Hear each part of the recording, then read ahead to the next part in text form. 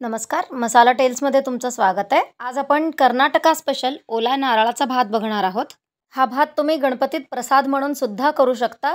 खूप खूप खूप टेस्टी असा हा भात असतो। खूप वेगळी चव आहे ह्याची। माझ्याकडे खाल्लेल्या प्रत्येकांनी तरी या भाताची तारीफ केलेली आहे।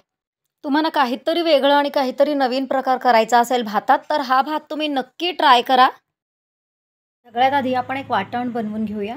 यात खोबरं आहे ओलं, लाल मिरच्या मी 2 घेतल्या आहेत आणि हिरव्या मिरच्या 2, थोडासा कढीपत्ता, थोडीशी चिंच, अर्धा चमचा जिरं आणि कोथिंबीर। आपण हे सगळं एका मिक्सरच्या भांड्यामध्ये घालून आपल्याला हे खूप बारीक वाटायचं नाही आहे। पाणी न घालता आपण हे अगदी भरड वाटणार आहोत। आता मी हे सगळं मिक्सरच्या पॉटमध्ये घेऊन हे क्रश करून घेते। तुम्ही बघू शकता मी पाणी न घालून हे वाटून घेतलंय। हे अगदी भरड वाटलं गेलंय। आपल्याला हे कन्सिस्टन्सी अशीच हवी आहे। तुम्ही यात हिरवी मिरची न घालता पूर्ण लाल मिरची सुद्धा घालू शकता। इथे मी तांदूळ स्वच्छ धुवून तासभर भिजवलेला आहे। हे 1 वाटी तांदूळ आहे आणि 1 वाटी तांदळाला मी 2 वाटी पाणी घातलेलं आहे। आता मी यात थोडंसं तेल, तुम्ही तूप सुद्धा घालू शकता आणि थोडंसं मीठ घालून भात शिजवून घेते।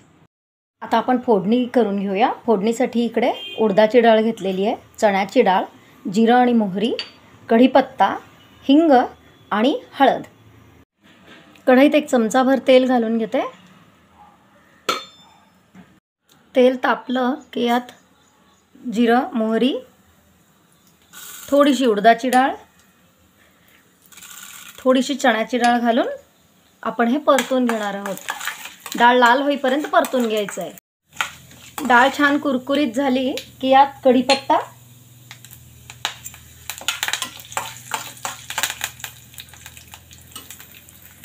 थोडीशी हळद आणि आपण वाटून ठेवलेला जो खोबऱ्याचा मसाला आहे तो घालायचा।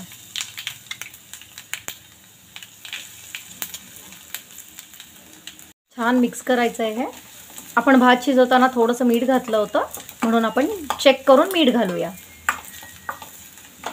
आता खोबऱ्याच्या मसाल्यापुरतं मी मीठ घालून घेते। मी मीठ अगदी थोडं घातलेलं आहे, इथे घातलेलं आहे मी, कारण आपण ऑलरेडी भातात मीठ घातलेलं आहे।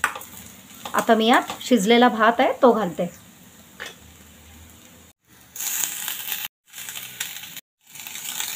आता हे छान मिक्स करून घ्यायचं आहे आपल्याला।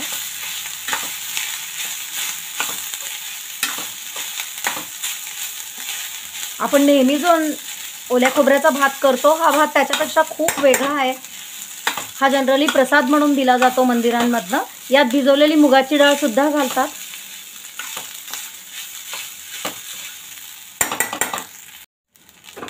हा आपला मसाल्याचा ओला नारळाचा भात रेडी आहे। मी गॅस बंद करून घेते। आपण हे सर्व करून घेऊया। रेसिपी आवडली असेल तर आमच्या व्हिडिओला लाईक करा आणि चॅनलला सबस्क्राईब करायचं विसरू नका। खूपच वेगळ्या चवीचा, थोडासा आंबट आणि थोडासा चटकदार आपल्या ओल्या नारळाचा भात तयार आहे। नेहमीच्या मसाला भातापेक्षा यावेळेला हा भात ट्राय करून बघा। तुमच्या गेस्टला सर्व करा आणि मला कमेंटमध्ये नक्की कळवा। व्हिडिओ आवडला असेल, रेसिपी आवडली असेल तर आमच्या व्हिडिओला लाईक करा, चॅनलला सबस्क्राईब करायचं विसरू नका।